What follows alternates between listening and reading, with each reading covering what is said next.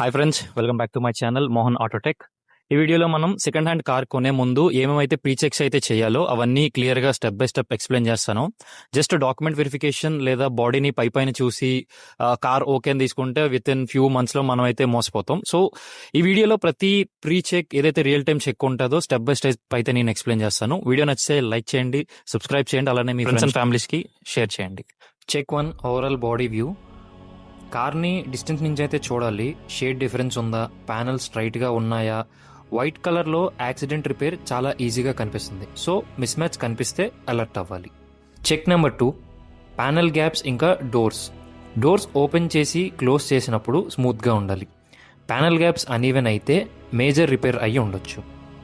Next check 3, tyres and wheels. Tyres same brand లేదా same wear ఉండాలి. Different tyre అంటే alignment issue ఉందని లేదా సస్పెన్షన్ సరిగ్గా వర్క్ అవ్వట్లేదని. నెక్స్ట్ చెక్ బోనెట్ ఓపెన్ చేసి ఇంజన్ బేని చెక్ చేయాలి. ఇంజన్ బే క్లీన్గా ఉందా లేదా చూడాలి. అలానే ఓవర్ క్లీన్గా ఉన్నా సరే సస్పీషియసే. రస్ట్ బోల్ట్స్ ఉన్నాయా, ఆయిల్ లీకేజెస్ ఏమైనా కనబడుతున్నాయా, లేదా ఏదైనా వైర్ కట్ మార్క్స్ ఏమైనా కనబడితే ఇవి red flags. Check 5, engine oil, coolant. Engine oil pitch బ్లాక్గా ఉందంటే పూర్ మెయింటెనెన్స్. కూలెంట్ మడ్డీ కలర్లో అంటే ఇంజన్ ఓవర్ హీటింగ్ హిస్టరీ ఉంది. నెక్స్ట్ చెక్ వచ్చేసరికి cold start test. Morning cold స్టార్ట్లో ఇంజన్ సౌండ్ స్మూత్గా ఉండాలి. వైట్ స్మోక్ లేదా బ్లూ స్మోక్ వస్తే మీరు ఆ కార్ మర్చిపోవచ్చు. నెక్స్ట్ చెక్ వచ్చేసరికి inside cabin inspection. First of all మనకు చేయాల్సింది సీట్ వేర్. సీట్స్ సరిగ్గా ఉన్నాయా లేదా చిరిగిపోయా లేకపోతే డ్యామేజ్ ఏమైనా ఉందా లేదో చెక్ చేసుకోవాలి. అలాగే స్టీరింగ్ కూడా. కొన్ని స్టీరింగ్స్ రబ్బర్ ఫినిష్ లేదా లెదర్ ఫినిష్ ఏమవుతుందంటే పాడవుతుంది, అరిగిపోయినట్టు కనిపిస్తూ ఉంటుంది. సో అది చెక్ చేసుకోవాలి. నెక్స్ట్ కిలోమీటర్ రీడింగ్స్కి మ్యాచ్ అవుతుందా లేదో చెక్ చేసుకోవాలి. ఫర్ ఎగ్జాంపుల్, ఒక కారు 45,000 కిలోమీటర్స్ రన్ అయ్యి కూడా సీట్ బెల్ట్ బ్రాండ్ న్యూగా ఉంటే కొంచెం డౌట్ పడాలి. నెక్స్ట్ చెక్ వచ్చేసరికి ఏసీ ఇంకా ఎలక్ట్రికల్ కంట్రోల్. ఏసీ 1 or 2 minutesలో చిల్ అవ్వాలి. ఏసీతో పాటు విండో స్విచెస్, హార్న్, లైట్స్ ప్రతిదీ చెక్ చేయాలి. నెక్స్ట్ చెక్ వచ్చేసరికి అండర్ బాడీ ఇంకా suspension test. Under body scrap ఇంకా రస్ట్ ఏమైనా పట్టిందా లేదా అండర్ బాడీ చెక్ చేసినప్పుడు ఆయిల్ డ్రాప్స్ ఏమైనా కనిపిస్తున్నాయా అని చెక్ చేయాలి. నెక్స్ట్ మనం bumper to bumper accidental damage అయితే చెక్ చేయాలి. ఫస్ట్ బోనట్ ఓపెన్ చేసి అక్కడ ఏదైనా వెల్డింగ్ కానీ రీసెంట్ పెయింట్ మార్క్స్ కానీ ఏమైనా ఉన్నాయేమో చూడాలి. నెక్స్ట్ వచ్చేసరికి A pillar, B pillar, C pillar దగ్గర రబ్బర్ బీడింగ్ ఓపెన్ చేసి ఏదైనా వెల్డింగ్ మార్క్స్ లేదా రీపెయింటింగ్ మార్క్స్, ఏదైనా డ్యామేజ్ రికవరీ మార్క్స్ కనబడుతున్నాయేమో చూడాలి. ఇన్ కేస్ మనకి అటువంటి డ్యామేజెస్ ఏవైనా కనబడకపోతే మనకి సెకండ్ చెక్ ఇంకోటి ఉంది. డ్రైవర్ సీట్ దగ్గర మ్యానుఫ్యాక్చరింగ్ డేట్, అలానే సీట్ బెల్ట్ మీద ఉన్న సీరియల్ నెంబర్, విండ్ షీల్డ్స్ మీద ఉన్న సీరియల్ నెంబర్, గ్లాస్ షీల్డ్స్ మీద ఉన్న సీరియల్ నెంబర్స్ అయితే మ్యాచ్ అవ్వాలి. నెక్స్ట్ మన ఎయిర్ బ్యాగ్స్, ప్యానల్ గ్యాప్స్ ఏమైనా ఉన్నాయేమో అని చూడాలి. ఇన్స్ట్రుమెంట్ క్లస్టర్లో మనకి ఇగ్నిషన్ ఆన్ అండ్ ఆఫ్ అవ్వగానే ఎయిర్ బ్యాగ్ సింబల్ ఆన్ అయ్యి ఆఫ్ అవ్వాలి. నెక్స్ట్ బాటమ్ సీట్లో ఏదైనా రస్టింగ్ ఏమైనా ఉందనే చెక్ చేయాలి. అంటే రీసెంట్గా కేరళ ఫ్లడ్స్లో కొన్ని వెహికల్స్ ములిగి వాటర్ అక్యుములేషన్ అయ్యి రస్టింగ్ అయ్యే ఛాన్సెస్ ఉన్నాయి. సో అటువంటి కార్స్ కూడా మనం క్రాస్ వెరిఫై చేయాలి. నెక్స్ట్ గేర్ షిఫ్టింగ్, ప్రతి gear to gear smooth transmission అయితే ఉండాలి. ఇన్ కేస్ అలా లేదంటే మనకి క్లచ్ ప్లేట్ ఏదో కంప్లైంట్ ఉన్నట్టు. సో నెక్స్ట్ అయితే అన్నెసెసరీ కేబులింగ్ లేదా ఆఫ్ షోరూమ్ వైరింగ్ ఏదైనా ఉందేనో చెక్ చేయాలి. దీనివల్ల ఏమవుతుందంటే లూజ్ కాంటాక్ట్ అయ్యి స్పార్క్ జనరేట్ అయ్యి ఫైర్ అయ్యే ఛాన్సెస్ ఉన్నాయి. నెక్స్ట్ మన ఇన్స్ట్రుమెంట్ క్లస్టర్లో షోరూమ్ నుంచి వచ్చిన ప్రతి సిగ్నల్ లైట్స్ అన్నీ ఆన్ అయ్యి ఆఫ్ అవ్వాలి. ఇన్ కేస్ అలా అవ్వలేదు అంటే ప్రాబ్లం ఏదైనా ఉండొచ్చు. ఇన్ కేస్ ఓనర్ ఆ సింబల్ మనకి కనబడకూడదని చెప్పి ఫ్యూజ్ తీసేసి మనల్ని మోసం చేసే ఛాన్స్ అయితే ఉంది.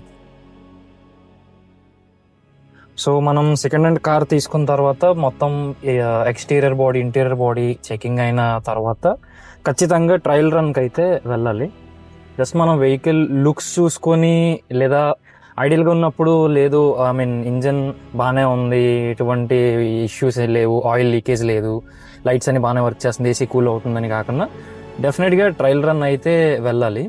కొన్నిసార్లు ఏమవుతుందంటే owner early morning car start చేసి ఫుల్ రేస్ చేసి వదిలేస్తాడు. అప్పుడు ఏమవుతుందంటే కోల్డ్ స్టార్ట్లో మనకి ఇంజన్ కండిషన్ ఏంటో తెలియదు. సో ఆల్వేస్ మీరు ఎప్పుడైనా కార్ కొందాం అనుకుంటే ఆ ఓనర్తో క్లియర్గా అయితే చెప్పండి.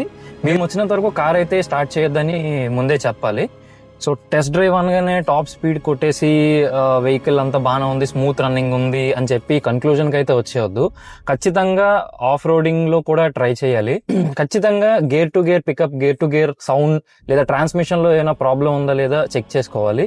బెటర్ మీకు అంత ఐడియా లేకపోతే మీ పర్సనల్ మెకానిక్ ని తీసుకెళ్తే బెటర్. కొందరు ఏం చేస్తారంటే ఓనర్సే అంటే దగ్గరుండి ఒక మెకానిక్ ని తీసుకొస్తారు. చూడండి, అరవింద్ సమేతలో ఆ ఫోర్డ్ కార్ అమ్మేసే ముందు కార్ నెంబర్ 1 అండి నేను గ్యారంటీ అని అంటారు చూసావా. సో అలాంటి వాళ్ళు కూడా ఉంటారు. సో మీ ఓన్ అంటే మీకు అంత ఐడియా లేకపోతే మీ ఓన్ మెకానిక్ ని తీసుకెళ్ళడం అయితే కరెక్ట్.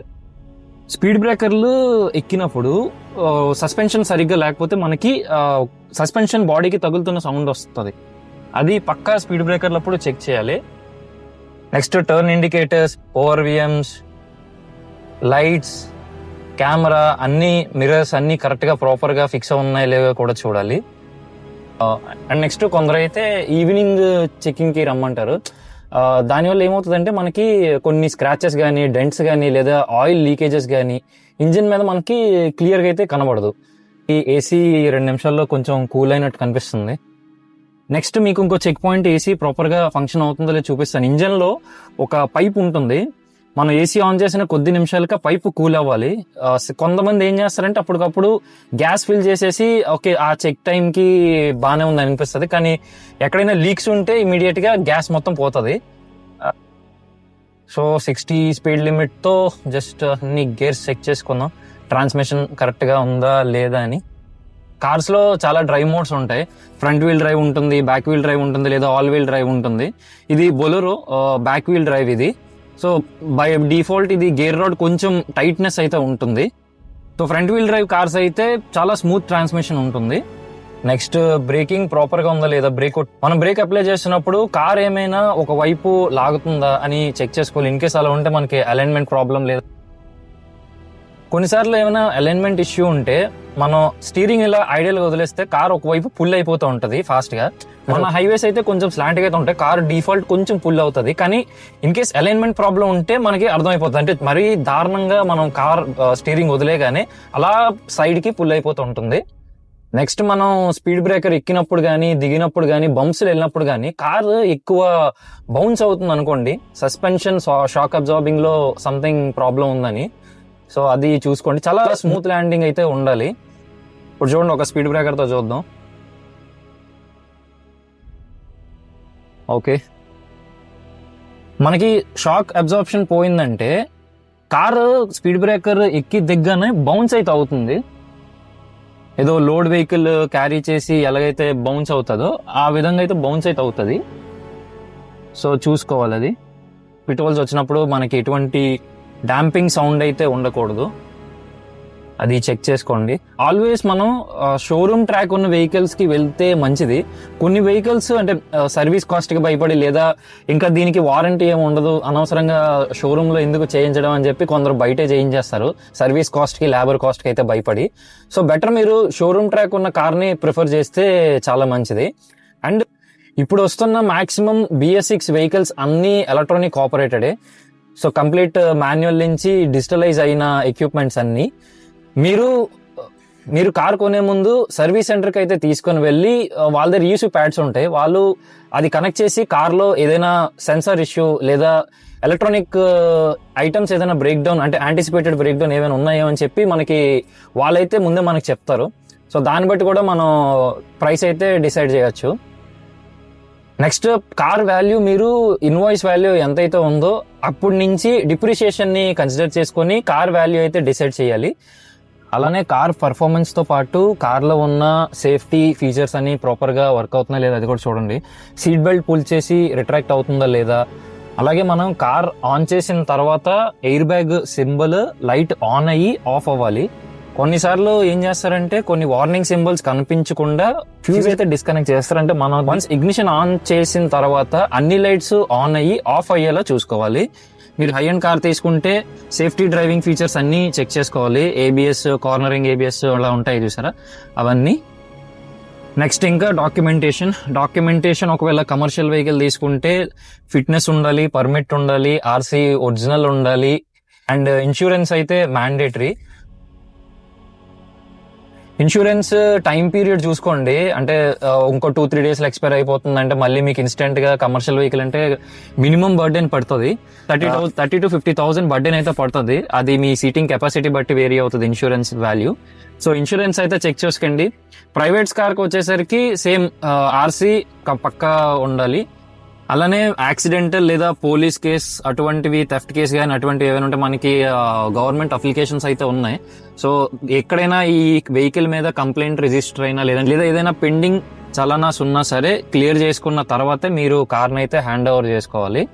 కమర్షియల్ వెహికల్స్ లో మోస్ట్ ఇంపార్టెంట్ ఏంటంటే ఎన్ఓసి క్లియర్ చేయడం. అంటే majority commercial vehicles through bank loan అయితే తీసుకుంటారు. బ్యాంక్ లోన్ కట్టేసిన తర్వాత మనం బ్యాంక్ వెళ్తే వాళ్ళు ఒక ఎన్ఓసి అయితే ఇస్తారు. జనరల్ గా వెహికల్ మనం లోన్ మీద తీసుకున్నప్పుడు కార్ మన పేరు మీద, ఎవరైతే ఫస్ట్ ఓనర్ ఉంటారో వాళ్ళ పేరు మీద అయితే ఉండదు, బ్యాంక్ పేరు మీద ఉంటది. సో వన్స్ లోన్ అయితే క్లియర్ అయిపోయిన తర్వాత మనం బ్యాంక్ అయితే వెళ్ళి ఎన్ఓసి సర్టిఫికేట్ అయితే తీసుకోవాలి. తర్వాత సేమ్ అది ఆర్టీఓ ఆఫీస్కి వెళ్ళి హైపోథెటికేషన్ క్లియర్ చేసుకున్న తర్వాతే మన పేరు మీదకి వెహికల్ అయితే వస్తుంది. కొన్ని కేసెస్లో ఏమవుతుందంటే అది చేయడం మర్చిపోతారు. ఇన్ కేసు అలా చేయడం మర్చిపోయిన కార్ ఏమైనా యాక్సిడెంట్ అయితే ఆర్సీ ఒకళ్ళ పేరు మీద ఉంటుంది, ఇన్సూరెన్స్ ఏమొచ్చి ఓనర్ పేరు మీద ఉంటుంది. సో అలాంటి కేసెస్లో ఇన్సూరెన్స్ రిజెక్ట్ అయ్యే ఛాన్స్ కూడా ఉంది. సో క్లియర్ గా ఆ ఎన్ఓసి హైపోథెటికేషన్ అదంతా క్లియర్ అయిందా లేదా కూడా చెక్ చేసుకోవాలి మనం. So that's all for this video. ఈ వీడియో మీకు నచ్చితే లైక్ చేయండి, సబ్స్క్రైబ్ చేయండి, అలానే మీ ఫ్రెండ్స్ అండ్ ఫ్యామిలీస్కి అయితే షేర్ చేయండి. ఇన్ కేస్ మీకు ఏదైనా స్పెసిఫిక్ చెక్ అయితే అర్థం కాకపోతే నన్ను కమెంట్ సెక్షన్లో అయితే కమెంట్ చేయండి. నేను పర్సనల్గా మీకు మెసేజ్ చేస్తాను, డీటెయిల్గా ఎక్స్ప్లెయిన్ అయితే చేస్తాను. సో తప్పనిసరిగా సెకండ్ హ్యాండ్ కార్ కొనే ముందు ఈ చెక్స్ అయితే తప్పకుండా ఫాలో అవ్వండి.